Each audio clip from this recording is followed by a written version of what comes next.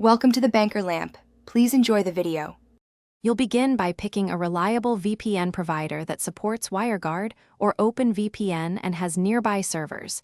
This reduces latency for voice.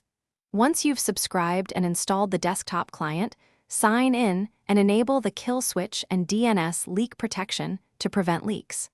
Close Discord before connecting so the app uses the VPN from launch.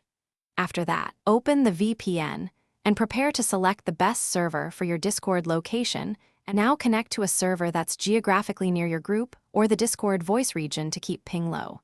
If speed matters, pick WireGuard. If compatibility or firewall traversal is needed, use OpenVPN. Enable split tunneling only if you want Discord routed through VPN while other apps stay local. Make sure DNS leak protection is on, then check your IP and run a quick leak test.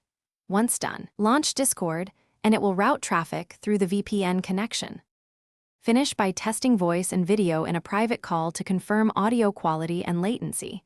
Look at Discord's connection diagnostics for packet loss. If you see high ping or glitches, switch to a closer server, toggle protocols, or restart your network adapter and Discord. Make sure the kill switch and DNS protection stay enabled so traffic never leaks. If problems persist, test without VPN to isolate the issue, and then contact your VPN support for guided troubleshooting and logs.